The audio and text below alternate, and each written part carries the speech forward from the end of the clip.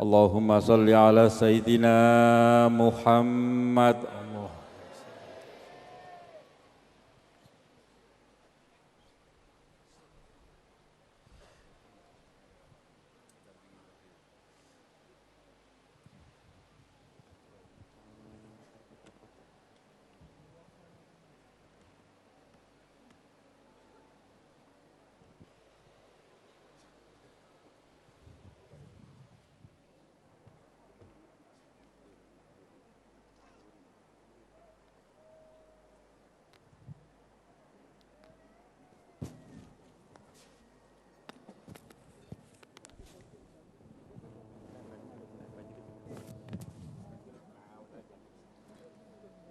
الحمد لله اصطفى واجتبى واختار سبحانه وتعالى، يرفع من يشاء ويعز من يشاء، وبيده الأمر كله سبحانه، لا نحصي ثناء عليه، هو كما أثنى على نفسه، فله الحمد قبل الرضا وبعد الرضا وحتى يرضى. اللهم صل وسلم على سيدنا محمد ما ذكره الذاكرون وغفل عن ذكره الغافلون، وعلى آله الأطايب وأصحابه النجوم الكواكب، وعنا معهم بجوده وكرمه مولانا رب العالمين. اختار الله سبحانه وتعالى الزمان، واختار سبحانه وتعالى المكان، واختار سبحانه من الخلق خلائق جعلهم متأسى وقدوة ومنارات يهتدى بها وأعلاما يسترشد بها. الله يصطفي من الملائكة رسلا ومن الناس، تلك الرسل فضلنا بعضهم على بعض. النبي محمد صلى الله عليه وسلم أفضل الأنبياء والمرسلين، أنا سيد ولد آدم ولا فخر. اختاركم يا أمته لتكونوا أفضل الأمم، واختار لكم هذا الكتاب العظيم الذي هو أفضل الكتب، ثم أورثنا الكتاب الذي اصطفينا من عبادنا، فأنتم الأمة المصطفاة، وأنتم الأمة المختارة، وأنتم الأمة الذين جعلكم الله الأمة الوسط، وجعلكم شهداء على الأمم كلها، وجعل النبي محمد صلى الله عليه وآله وصحبه وسلم شهيداً عليكم، وكذلك جعلناكم أمة وسطاً لتكونوا شهداء على الناس ويكون الرسول عليكم شهيداً. واختار الله سبحانه وتعالى المكان، فجعل مكة المكرمة والمدينة المنورة مكانين عظيمين هما أفضل بقاع الأرض، واختار البقعة المباركة المشرفة التي هي أفضل من كل شيء، وأفضل من السماء، وأفضل من الأرض، وأفضل من العرش، وهو الموضع الذي دفن فيه النبي محمد صلى الله عليه وآله وصحبه وسلم. وجعل ليلة في السنة هي ليلة القدر، جعلها أفضل الليالي. إنا أنزلناه في ليلة القدر وما أدراك ما ليلة القدر، ليلة القدر خير من 1000 شهر. واختار سبحانه وتعالى العلماء وميزهم واصطفاهم ورفع أقدارهم. يرفع الله الذين آمنوا منكم والذين أوتوا العلم درجات. قل هل يستوي الذين يعلمون والذين لا يعلمون؟ ولم يسوي الله سبحانه وتعالى بين عاص وبين طائع، ولا بين مقرب ولا بين مبعد، ولا بين طائع ولا بين عاصي، ولا بين ظلام ولا بين نور، ولا بين ظل ولا بين حرور. وقال سبحانه وتعالى: أم حسب الذين اجترحوا السيئات أن نجعلهم كالذين آمنوا وعملوا الصالحات سواء محياهم ومماتهم ساء ما يحكمون. واختار هؤلاء الأولياء، اختارهم قدوة، واختارهم أعلام يهتدى بها، وجعلهم منارات يستضاء بها، وأمرنا بأن نقتدي بهم وأن نتأسى بهم وأن نكون تابعين لهم، وجعلهم متبوعين. ونص سبحانه وتعالى على ذلك في صريح كلامه حين أخبر سبحانه وتعالى وقال: إنهم رضي الله تعالى عنهم هم المتبوعين، وهم الذين يسير الناس خلفهم، وهم الذين يقتدي الناس بهم. صريح في كلام المولى سبحانه وتعالى.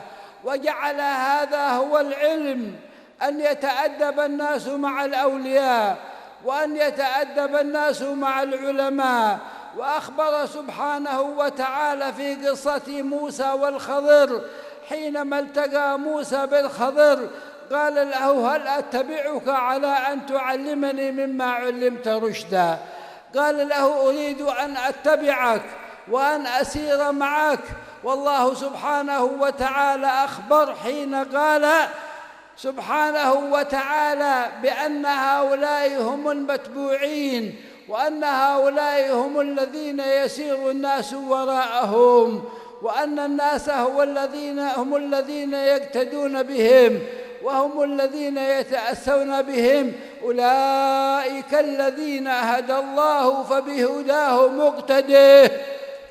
أولئك الذين هدى الله فبهداه مقتده. وكيف تقتدي بمن لا تعرف؟ وكيف تقتدي بمن لا تعظم؟ وكيف تقتدي بمن لا يكون له في قلبك منزلة أو محلة أو مكانة؟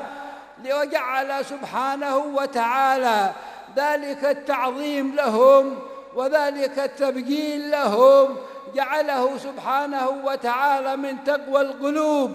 قال سبحانه وتعالى: ومن يعظم شعائر الله فإنها من تقوى القلوب. وأخبر سبحانه وتعالى أنهم أولياؤه، وأنه يواليهم، وأنهم إن سألوه أعطاهم، وإن استعاذوه أعاذهم. وأخبر ذاك في الحديث القدسي عنه سبحانه وتعالى برواية النبي محمد صلى الله عليه وسلم: الصادق المصدوق الذي لا ينطق عن الهوى إن هو إلا وحي يوحى. قال النبي صلى الله عليه وسلم فيما يرويه عن ربه: لا يزال عبدي يتقرب إلي بالنوافل حتى أحبه، فإذا أحببته كنت سمعه الذي يسمع به، وبصره الذي يبصر به، ويده التي يبطش بها، ورجله التي يمشي بها. ولئن سألني لأعطينه، ولئن استعاذني لأعيذنه. أحبهم فاختارهم لنفسه، واصطفيتك لنفسي. أحبهم فاختارهم لنفسه، ثم كساهم من معاني قدسه، وعمهم بجوده وأنسه، فهم له وهو لهم موالي، فهو لهم وهم له موالي، فهم له كيف هم؟ فهم له بين الورى ضنائن، خزائن الأسرار والأمائن، قد صانهم عن عين كل خائن، وقد عنوا عن مطمح الأندال. ومن هم؟ من نفسه شريفة أبية، يربو عن أموره الدنية، ولم يزل يجنح للمعالي، يسهر في طلابها الليالي. ومن يكون عارفا بربه تصور ابتعاده من قربه فخاف وارتجى وكان صاغيا لما يكون آمرا أو ناهيا، فكلما أمره يمتثل وما نهى عن فعله يجتنب، فصار محبوبا لخالق البشر، له به سمع وبطش وبصر، وكان لله وليا إن طلب أعطاه ثم زاده مما أحب. هؤلاء الأولياء، هؤلاء العلماء، هؤلاء الفضلاء الذين اجتمعنا في ذكراهم واجتمعنا نردد سيرهم وأخبارهم امتثالا لأمر ربنا، أولئك الذين هدى الله فبهداه مقتده. فنحن نقرأ أخبارهم ليتبعهم ونقرأ سيرهم لنحبهم، وهذا من طاعة المولى عز وجل. هذا الاحتفال الكبير وهذا الجمع الشهير وهذا الجمع وهذه الحفلة المنيرة الشهيرة التي عقدت لسلطان الأولياء شيخ الإسلام سيد السادات وإمام أهل الولايات سيدنا الشيخ عبد القادر الجيلاني رضي الله تعالى عنه وقدس الله سره العزيز.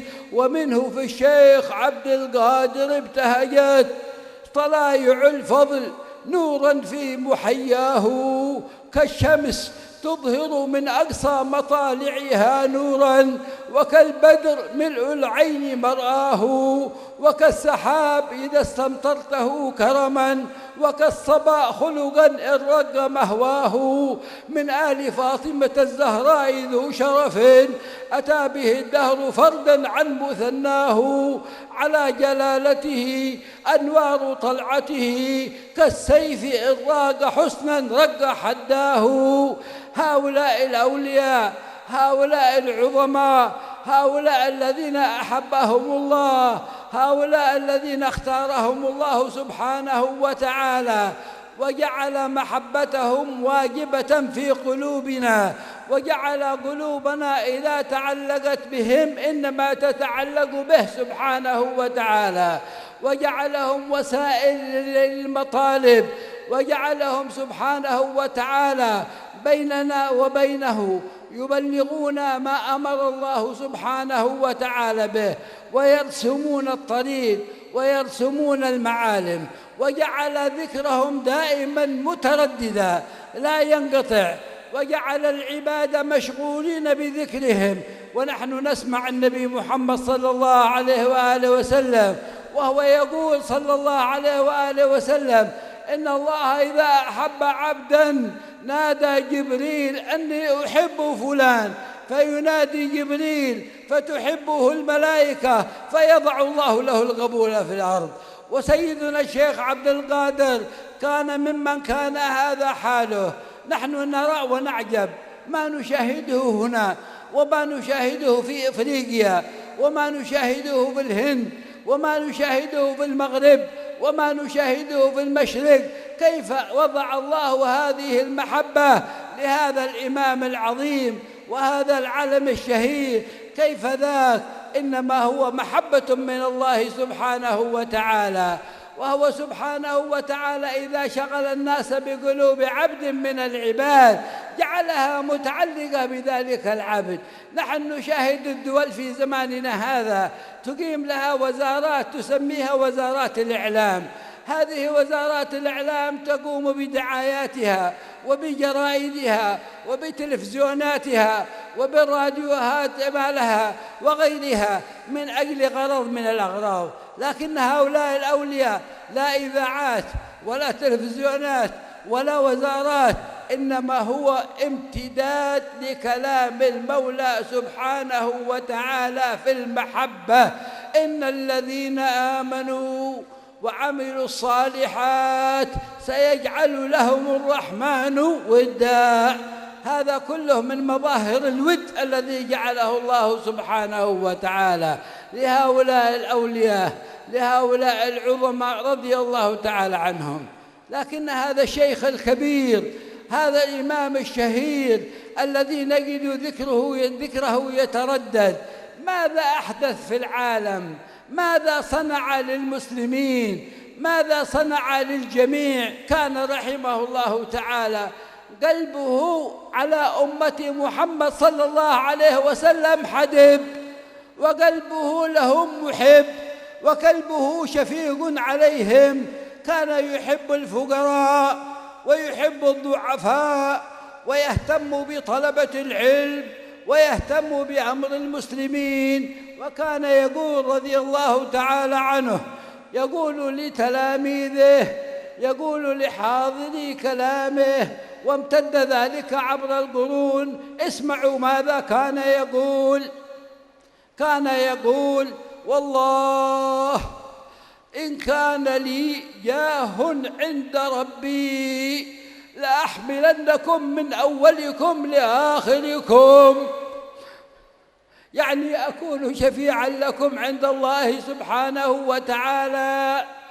وكان يقول: إذا اهتدى مريد على يدي ابتهجت وفرحت كيف أخرجه الله من تحت يدي. وكان يعطف على الفقراء والمساكين. وكان يقول رضي الله تعالى عنه: يدي مثقوبة لا تمسك المال، يدي مثقوبة لا تمسك المال. وكان يقول رحمه الله تعالى: فتشت الأعمال فلم أجد أفضل من إطعام الطعام. واستمر مطبخه ببغداد أكثر من 900 سنة وهو يقري الضيوف، وإلى يومنا هذا وإلى ما شاء الله. هؤلاء إذا ذكرنا سيرهم وإذا ذكرنا أخبارهم نحن نستفيد منها، نحن نتبعهم، نحن نقتدي بهم، نحن نتأسى بهم. فليستمع من كان ذا أشواق إلى صفات القوم والأخلاق، وليتبع فالحق ساق باقي، قد عم كل الخلق بالنوالي. اسمعوا لكلمة معالي وزير الإعلام في إندونيسيا، وهو يقول أنه يفضل أن يكون من رجال الخدمة أكثر من أن يكون وزيراً للإعلام. إيش هذا الكلام؟ ما هذه العظمة لأولياء الله، لآل بيت رسول الله؟ كيف يكون الحال للأمة وهي تحترم أولياء الله وعلماء المسلمين بهذه الصورة وبهذه الحالة؟ هذا المجلس الذي دعا إليه وتناديتم إليه من ماليزيا، من سنغافورة، من أنحاء بلاد إندونيسيا، من أستراليا، من بلاد العرب، من غيرها من البلدان، ما الذي دعانا؟ ما الذي حدانا؟ ما الذي جعلنا نقطع المسافات حتى نصل إلى هذا المكان؟ إنما هو تشنيف الأسماع، إنما هو اللقاء بهذه الوجوه الطيبة الطاهرة النظيفة المباركة التي اجتمعت على كلمة المحبة لله سبحانه وتعالى. وأنت إذا ذهبت إلى أخيك تزوره يعقد الله سبحانه وتعالى لك ملكا يناديك ويرحب بك ويخبرك أن الله سبحانه وتعالى يحبك. شكر الله للشيخ العلامة والشيخ الفهامة الصالح الشيخ أحمد أسراري حفظه الله وزاده فضلا ونفع به نفعا جما، وغفر لمولانا والد الشيخ محمد عثمان، وغفر لنا أجمعين، وبارك لنا ولكم فيما أعطانا وما أولانا وما تفضل علينا، وجعل هذه الجلسة المباركة في صحائفه وصحائف آبائه. وحفظ الله حبايبنا أهل البيت النبوي الذين حضروا، وحفظ الله العلماء الذين شرفوا وتشرفنا بسماع كلماتهم وسرنا بها واستفدنا منها وانتفعنا بها. وأسأل الله عز وجل أن يعيد علينا وعليكم هذه الذكرى بالخيرات والبركات والسعادات والزيادات، التاليات والحاضرات والمستقبلات في خير ولطف وعافية. أسألك يا رب أن ترحم المسلمين، وأن تحفظ المسلمين، وأن ترعى المسلمين، وأن تؤيد المسلمين، وأن تجعل المحبة بينهم يا رب العالمين. اجعل الود بينهم، اجعل المحبة سائرة بينهم، اغنهم يا مولانا، ألف بين قلوبهم. احفظ هذه البلاد وأهلها، احفظها من الفتن ما ظهر منها وما بطن، واحفظ بلاد الإسلام كلها، واحفظ بلاد الحرمين يا رب العالمين، واحفظنا بحفظك وتولنا بتولياتك يا أرحم الراحمين، يا أكرم الأكرمين، يا مجيب دعوات الداعين وسؤال السائلين يا رب العالمين. وصلى الله على سيدنا محمد وآله وصحبه وسلم، والسلام عليكم ورحمة الله.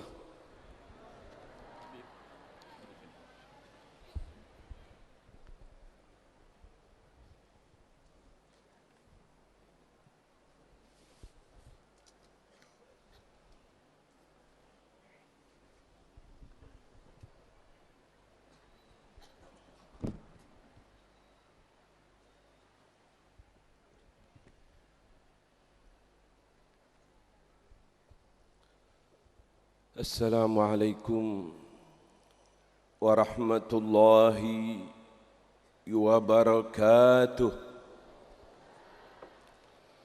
Bismillahirrahmanirrahim. Alhamdulillah, wassalatu wassalamu ala sayyidina wa habibina wa syafi'ina Muhammad wa ala alihi wa sahbihi wa man walah. Alhamdulillah, kita bersama-sama barusan mendengarkan mau'izah hasanah, mutiara-mutiara yang disampaikan oleh tetamu kita yang datang kembali dari tanah suci Makkatul Mukarramah. Beliau menyempatkan waktunya dari kesibukan kita untuk datang ke tempat kita, di majlis kita. Tidak lain kita bersyukur kepada guru kita Romo Kiai Ahmad Asrari yang telah mengundang beliau. Secara kasat mata, secara zahir guru kita mengundang ke tempat ini, tapi ketahuilah di balik itu adalah utusan datang dari Sultanul Aulia Sayyidina Syekh Abdul Qadir Jailani. Beliau utus cucunya datang ke tempat kita untuk hadir bersama kita sebagai pecinta beliau, pengikut jejak beliau, berada di jalan beliau dalam tariqahnya. Inilah satu anugerah besar yang Allah berikan kepada kita. Dalam kehidupan kita ada manusia yang menyambung kita kepada mereka, orang-orang yang dekat kepada Allah, orang-orang yang dekat kepada Habibuna Muhammad sallallahu alaihi wasallam. Ketahuilah, sedikit sebelum saya terjemahkan apa yang beliau bawakan, beliau Al-Habib Umar bin Hamid Al-Jailani, sebagaimana kita ketahui bersama, cucu daripada Sultanul Aulia Sayyidina Syekh Abdul Qadir Al-Jailani. Pada awal mulanya beliau belajar mengaji ilmu agama pada ayahnya sewaktu berada di kotanya, yaitu Al-Habib Hamid. Mengaji dan tidak lama kemudian beliau meneruskan perjalanan dalam menuntut ilmunya ke tanah suci Mekah. Di sana beliau terus belajar kepada ulama-ulama Mekah. Di antaranya ialah Al-Muhaddits Al-Allamah Syekh Hasan Mashhad, Al-Muhaddits Al-Allamah Sayyid Alawi Al-Maliki, dan banyak lagi guru-guru beliau dari ulama-ulama Mekah. Sehingga kita sekarang ini melihat hasil daripada tuntutan beliau dalam menuntut ilmu agama yang didapati dari orang-orang yang besar. Lalu beliau terus berjuang berdakwah, mengikuti seminar-seminar baik di luar negeri, bahkan sampai beliau ke India, ke Afrika, dan banyak lagi tulisan-tulisan yang beliau tulisnya. Ini sedikit untuk kita lebih mengenal daripada perjalanan hidup dari tetamu kita yang alhamdulillah Allah karuniakan kepada kita melihat mukanya, mendengarkan ceramahnya.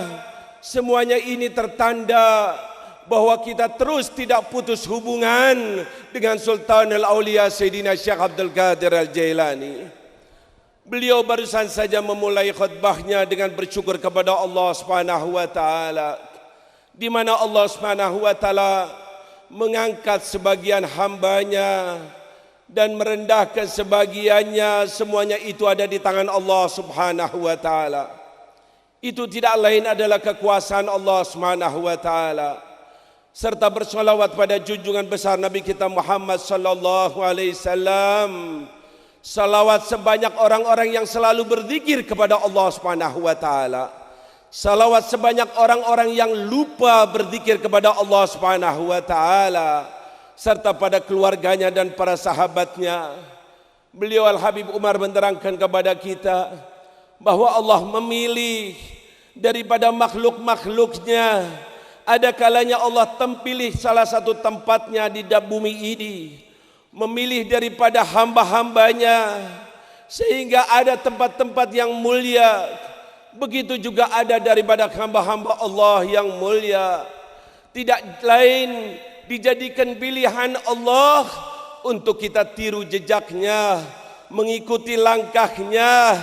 Bahkan Allah juga memilih daripada para malaikatnya, memilih daripada rasul-rasulnya dan para ambiyanya. Dan ketahuilah, dari sekian makhluk Allah, dari sekian Rasul Allah, Nabi Allah, maka didapati Nabi kita Muhammad sallallahu alaihi wasallam adalah manusia yang paling dipilih oleh Allah Subhanahu wa taala. Beliaulah yang mengatakan ana sayyidu waladi Adam wala fakhr. Akulah pemimpin daripada anak Adam wala fakhr. Tidak ada kebanggaan seperti kebanggaan yang Allah berikan kepada aku. Inilah karunia yang Allah berikan kepada manusia-manusia, yang mana semuanya itu adalah ciptaan Allah Subhanahu wa taala. Sebagaimana Allah juga memilih daripada kitab-kitab yang diturunkannya, yaitu kitab yang paling mulia, dijaga keasliannya, yaitu kitab yang ada pada diri kita, Al-Quranul Karim. Itulah kitab pilihan Allah Subhanahu wa taala. Lalu Habib Umar mengingatkan kepada kita satu nikmat besar, bahwa kita dijadikan sebagai umat Nabi Muhammad sallallahu alaihi wasallam. Ketahuilah, itulah nikmat yang sangat besar, karena umat ini dipilih oleh Allah untuk menjadi umatnya manusia pilihan Allah. Habibuna Muhammad, Habibuna Muhammad, kita dijadikan sebagai umat Nabi Muhammad sallallahu alaihi wasallam. Bahkan kita dijadikan sebagai ummatan wasatah, umat yang mana nanti akan menjadi saksi besok di akhirat terhadap umat-umat yang sebelumnya. Bahkan diterangkan oleh beliau bahwa junjungan besar Nabi kita Muhammad sallallahu alaihi wasallam akan menjadi saksi kepada kita.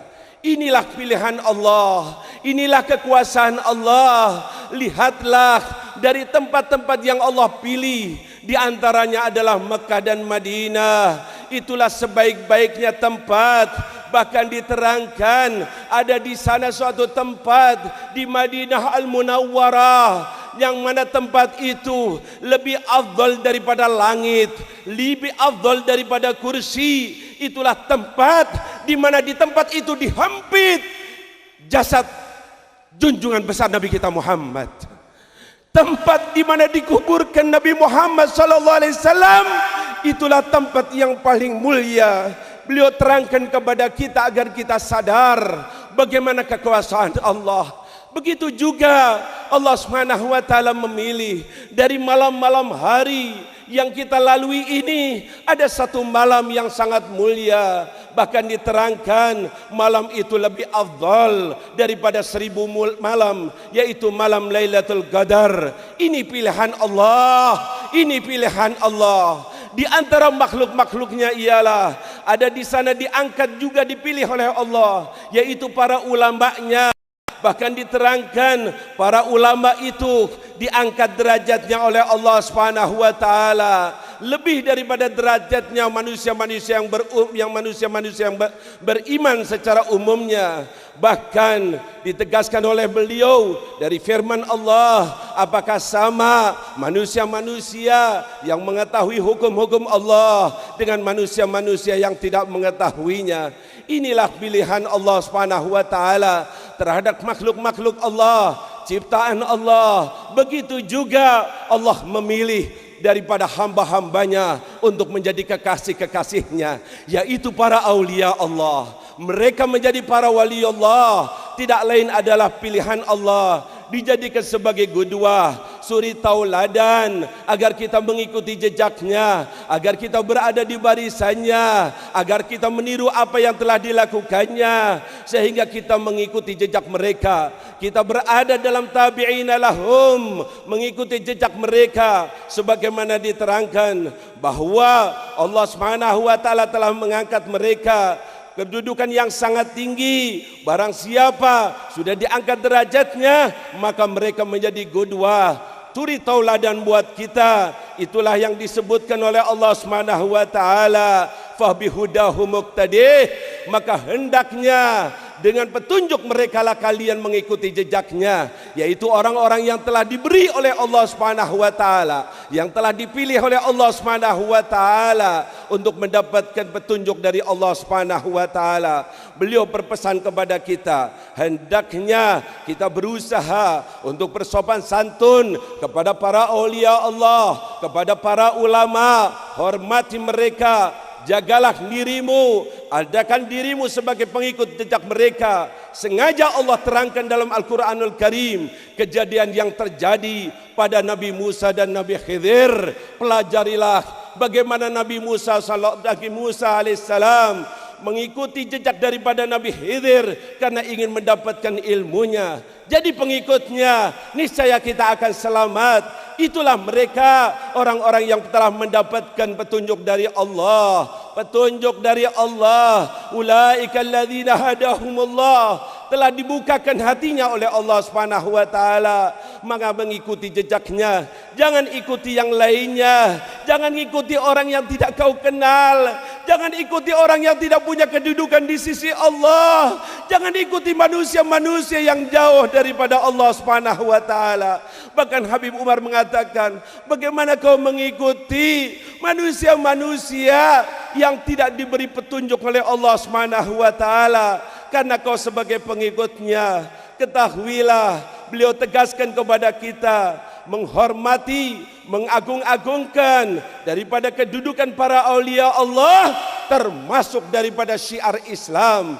Itulah yang diperintahkan oleh Allah. Wa man yu'azzim, barang siapa mengagung-agungkan syiar Allah Subhanahu wa taala, yaitu seperti majelis yang kita hadiri, dengan mengagung-agungkan daripada para aulia Allah, yang mana manusia-manusia itu adalah yang telah dipilih oleh Allah Subhanahu wa taala. Tidak berdoa daripada mereka, memohon sesuatu kecuali Allah telah berikan kepadanya. Tidak berlindung dari sesuatu kecuali Allah telah selamatkannya. Sebagaimana satu riwayat hadits qudsi, artinya Allah yang mengatakannya, diriwayatkan oleh siapa? Oleh junjungan besar Nabi kita Muhammad. Nabi Muhammad yang menceritakannya, Nabi Muhammad yang meriwayatkannya. Alladzi ma yantiqu 'anil hawa in huwa illa wahyun yuha. Tidak pernah berbicara mengikuti hawa nafsunya, tapi semata-mata wahyu dari Allah Subhanahu wa taala. Nabi ceritakan bagaimana Allah Subhanahu wa taala terhadap hamba-hambanya yang selalu mendekatkan diri kepada Allah.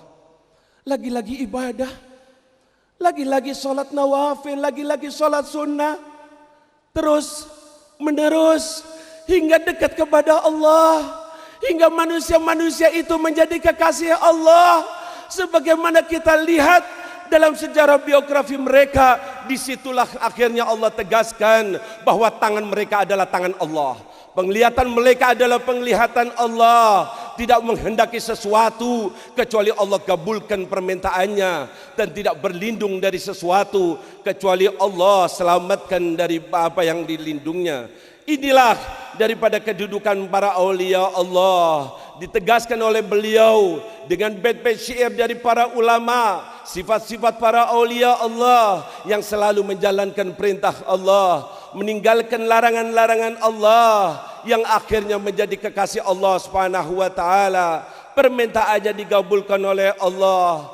Ketahuilah wahai kaum muslimin, apa yang kita lakukan sekarang ini tidak lain adalah menjunjung tinggi daripada kedudukan para waliullah. Di antaranya adalah Sultanul Aulia Sayyidina Syekh Abdul Qadir Al-Jailani. Kita bagaimana mengetahui perilakunya, mengetahui biografinya, maka dalam perkumpulan yang besar ini, haflah yang sangat agung ini, kita bersama-sama berada dalam majlisnya Imamul Aulia, pemimpin para wali, Sultanul Aulia, rajanya para wali, yaitu Sayyidina Syekh Abdul Qadir Al-Jailani, yaitu manusia yang telah mendapatkan nur dari Allah Subhanahu wa taala, cucu daripada Siti Fatimah Az-Zahra. Merekalah yang telah dipilih oleh Allah Subhanahu wa taala. Bahkan ditegaskan oleh beliau, kecintaan kepada mereka wajib berada dalam hati kita. Dan ketahuilah bahwa bila ada rasa cinta kepada para aulia Allah, berarti kita cinta kepada Allah Subhanahu wa taala.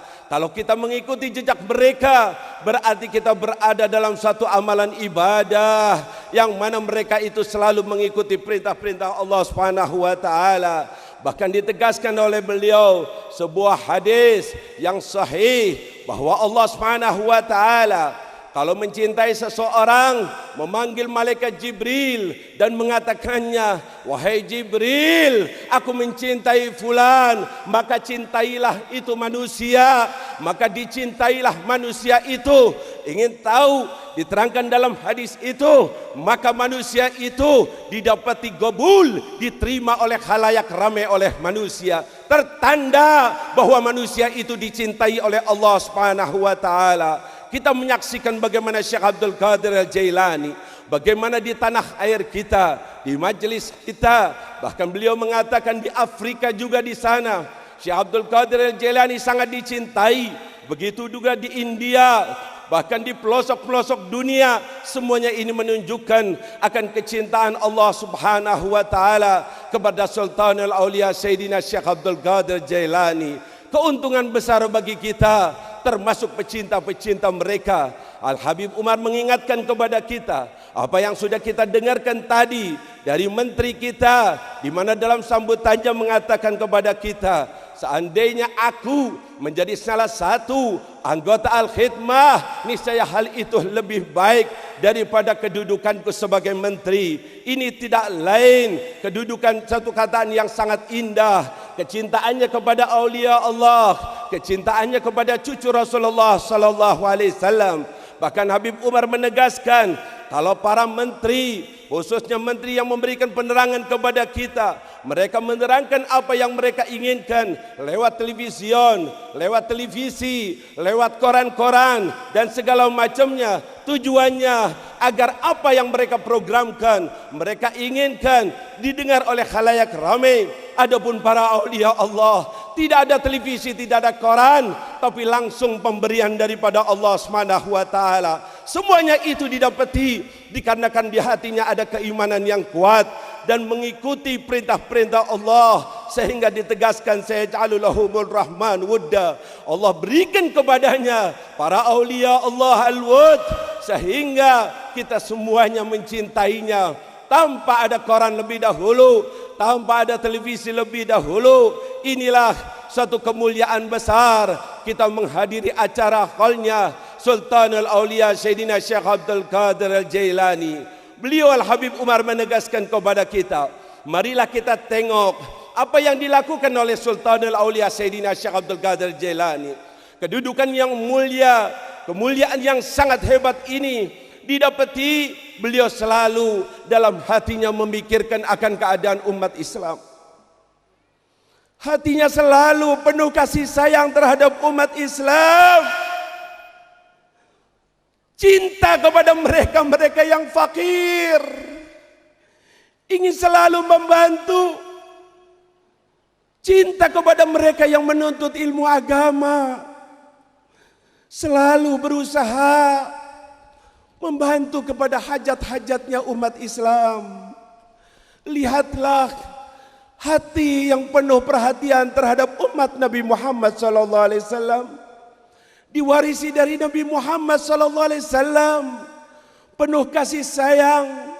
Beliau mengatakan, coba dengarkan apa yang dikatakan Syekh Abdul Qadir Jailani kepada murid-muridnya. Beliau katakan, wallahi in kana li jahinda rabbi. Demi Allah, seandainya aku tahu betul kedudukan yang Allah berikan kepada aku, kedudukanku di sisi Allah, aku akan bantu kalian. Aku akan berikan syafaat kepada kalian dari awal sampai akhirnya. Semuanya akan aku beri syafaat. Ini pedulinya, ini perhatiannya, ini kasih sayangnya terhadap umat Nabi Muhammad SAW. Bahkan beliau katakan bahwa tanganku ini jadi datang sakul mana? Beliau katakan bahwa tanganku itu bolong, bocor. Dari apa? Dari duit, dari harta. Tidak pernah harta dipegangnya. Artinya tidak pernah sampai di tangannya gini lama. Begitu didapatinya cepat sekali keluar kepada mereka yang membutuhkannya. Inilah biografinya. Inilah yang dilakukannya. Sehingga mendapatkan kedudukan yang sangat tinggi. Inilah amal-amal soleh. Bahkan beliau mengatakan, aku telah periksa daripada amal-amal soleh yang menjadikan mudah untuk dekat kepada Allah Subhanahu wa taala, maka aku tidak dapati seperti amal soleh membantu saudara-saudara kita untuk memakan nasi, makan dari makanan yang Allah berikan kepada kita. Membantu kepada mereka itu adalah suatu amalan yang soleh, amalan yang sangat baik. Bahkan ditegaskan oleh Habib Umar bahwa dapurnya Syekh Abdul Qadir Al-Jailani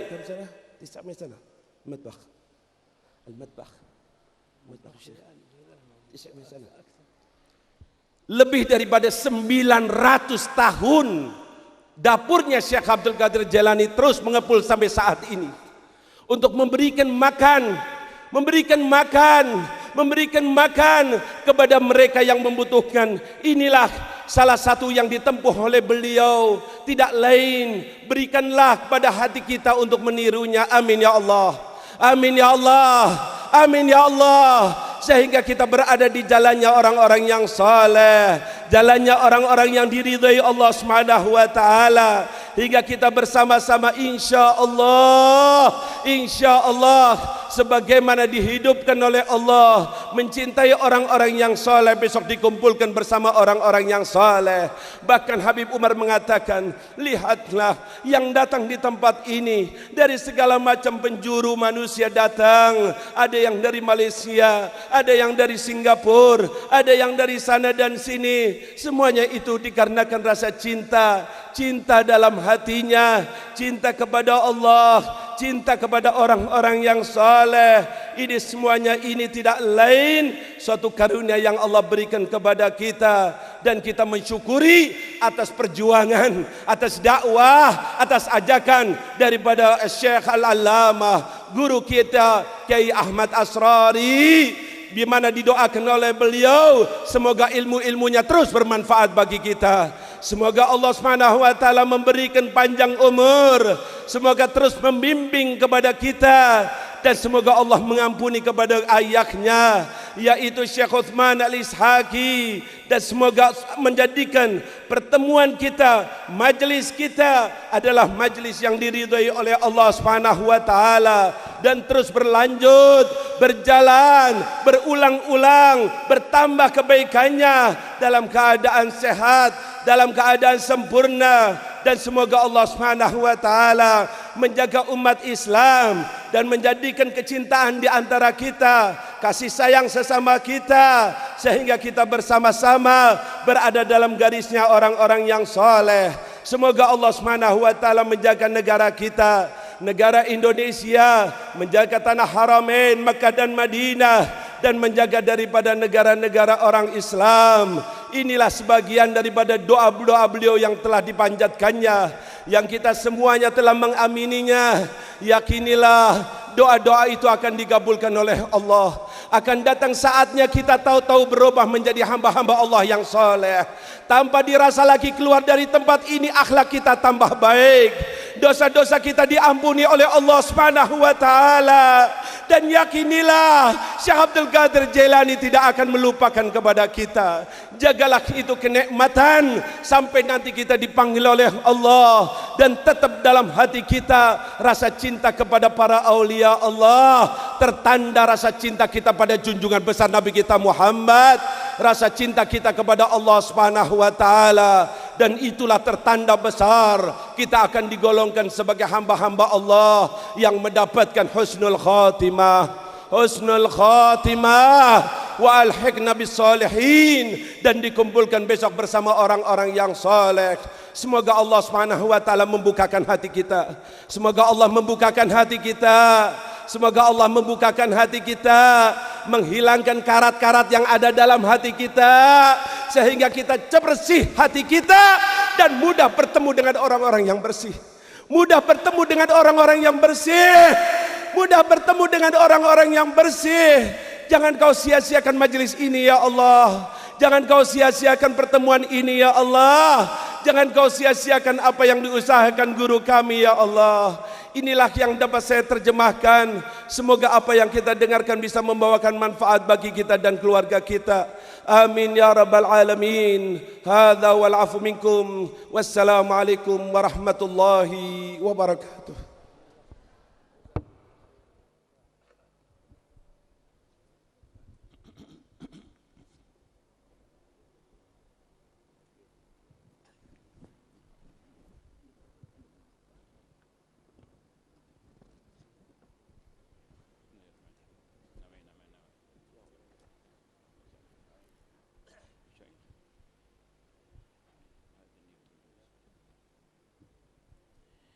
Bismillahirrahmanirrahim. Alhamdulillahi rabbil alamin.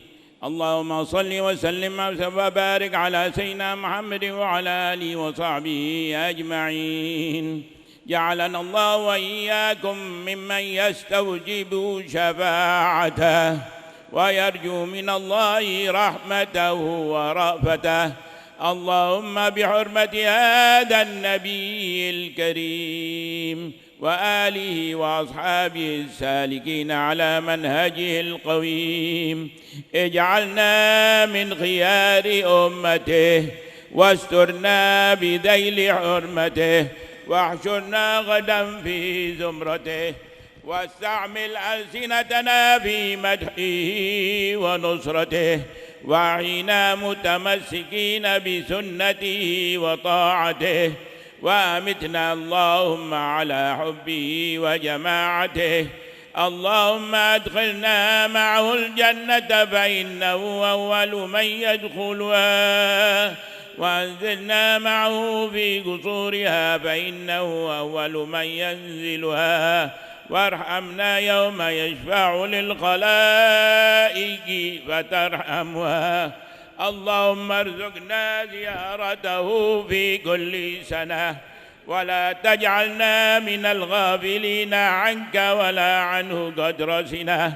اللهم لا تجعل في مجلسنا هذا أحدا إلا غسلت بماء التوبة ذنوبه وسترت برداء المغفرة عيوبه.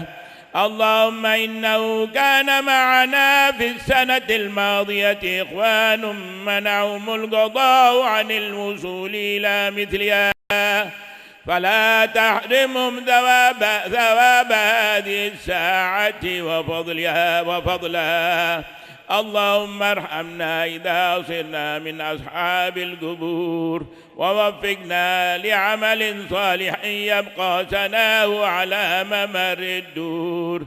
اللهم اجعلنا لآلائك ذاكرين، ولنعمائك شاكرين، وليوم لقائك من الذاكرين، وأحينا بطاعتك مشغولين، وإذا توفيتنا فتوفنا غير مفتونين ولا مخذولين، واختم لنا منك بخير أجمعين. اللهم اكفنا شر الظالمين، اللهم اكفنا شر الظالمين، اللهم اكفنا شر الظالمين، واجعلنا من فتنة هذه الدنيا سالمين، واجعلنا من فتنة هذه الدنيا سالمين، واجعلنا من فتنة هذه الدنيا سالمين. اللهم اجعل هذا الرسول الكريم لنا شفيعا، وارزقنا به يوم القيامة مقاما رفيعا. اللهم اسقنا من حوض نبيك محمد صلى الله عليه وسلم شربة هنيئة مريئة لا نذبه بعدها أبدا، واحشرنا تحت لواء غدا.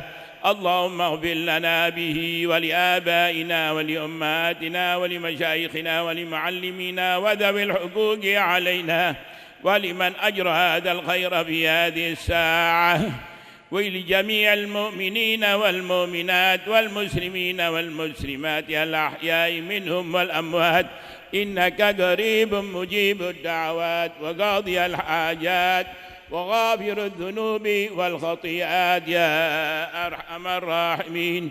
وصلى الله على سيدنا محمد وعلى آله وصحبه وسلم. سبحان ربك رب العزة عما يصفون، وسلام على المرسلين، والحمد لله رب العالمين. الفاتحة. أعوذ بالله من الشيطان الرجيم.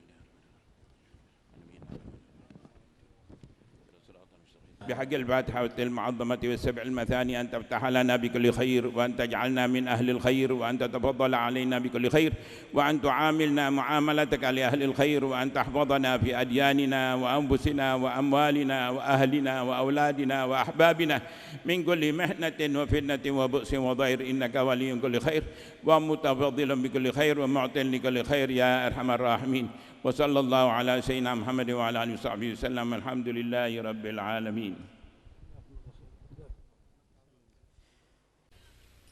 مولاي صل وسلم